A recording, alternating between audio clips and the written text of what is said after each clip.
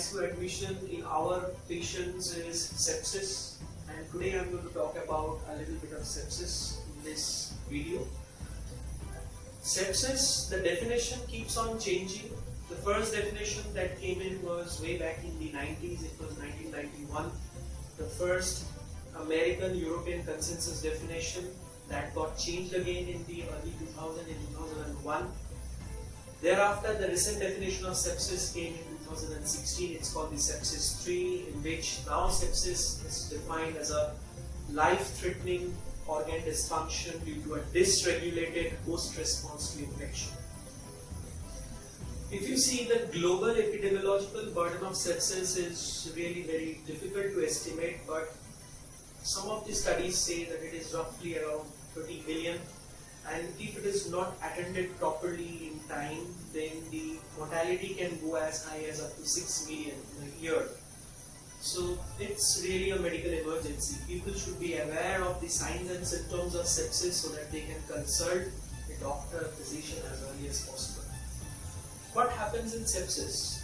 Although the definition says that it's a life-threatening organ dysfunction, but before organ dysfunction sets in, there are certain signs and symptoms that one must be aware of. And one of the most common signs of infection or sepsis is fever. There has to be fever, there has to be an increased heart rate, which we call as tachycardia. There can be an increase in the respiratory rate, which we call as tachypnea. There can be a drop in the blood pressure level, which we call as hypotension. And there can be other signs and symptoms depending upon the cause of sepsis, the particular part of the body which is affected with the infection.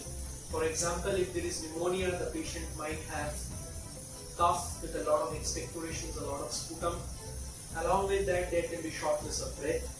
If the patient is having infection in the gastrointestinal tract, there can be pain abdomen, there can be vomiting, there can be loose motions or even constipation. If the problem is in the urinary tract, then there can be complaints of something that we call as dysuria, that is, there can be burning micturition, there can be difficulty in micturition, there can be a drop in the urine output. So these are all the signs and symptoms which one must be aware of, and once they set in, they should not wait and they should consult a physician as early as possible. See, in sepsis, what we do is we try to find out the diagnosis, the origin of sepsis as soon as possible by sending in certain cultures, the relevant cultures. For example, in pneumonia, we send in the sputum for Gram-Stein and culture sensitivity so that we know the offending organism in pneumonia. Same is true for the other areas of the body affected with infection. We send in blood cultures, we send in relevant all other cultures, and as soon as the cultures are gone, we start on relevant broad spectrum antibiotics. See, these days we talk a lot about antibiotic stewardship. By antibiotic stewardship, we mean that we should be using antibiotics very, very judiciously. We start with a broad spectrum antibiotic, but as soon as the culture reports are available with us, we narrow down the spectrum. We try to give only that antibiotic which is sensitive to the strain that has been isolated in the culture sensitivity report. Otherwise, we are all now dealing with antibiotic resistance, particularly people like us who are working in level 3 ICUs, where we get to see patients coming from the periphery who have got lots and lots of antibiotics before they are coming to us. And that's why we are dealing with the problem of drug resistance in this particular subset of patients. Organisms which have been exposed to all kinds of drugs, underdosing of the drugs, limited duration of exposure for which the organism becomes resistant, and by the time the patient comes to us, they are harboring a multi-drug resistant organism, which is always very, very difficult to treat. One more point that I would like to highlight at this point of time is the rampant use of antibiotics in animal farming as well as agriculture in our country is a prime cause of antibiotic resistance, for which nowadays we are even getting antibiotic resistant organisms from the community.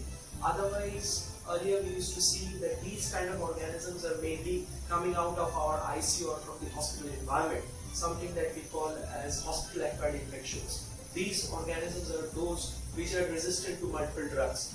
But nowadays, because of the rampant use of antibiotics, the over-the-counter purchase of antibiotics by people, and they're using antibiotics without prescription, as well as they're getting exposed to all those agricultural products which have been harbored by using certain antibiotics. The animal farming, because in European countries and European Union as a whole, they banned the use of antibiotics for animal farming way back in 2006. But in India, we still don't have very strong laws to regulate the use of antibiotics in animal farming as well as in agriculture. So this is one very important point of antibiotic resistance, and that is why we are getting resistant organisms from the community as well these days. After the Chennai Declaration of 2013, there has been some regulations for which over-the-counter sale of antibiotics have been stopped. Nowadays, people need a prescription from a doctor to buy an antibiotic from a chemist.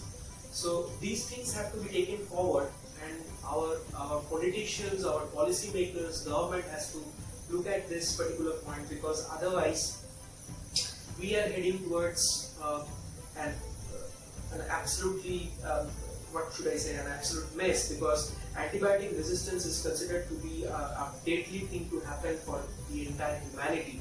Because if you see that you are dealing with an organism which is resistant to all possible drugs which are there in our armamentarium, then you are absolutely helpless. You don't know what to treat the patient with.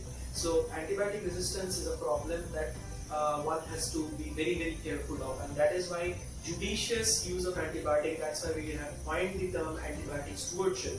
So this is very, very essential when you are dealing with sepsis. Now coming to one more important parameter, sepsis is actually a syndrome. A lot of things start happening inside your body once you get sepsis, and if those particular things are not being prevented in due course of time, then there is advancement of sepsis into a deadly condition that is called as septic shock, in which the mortality goes even higher.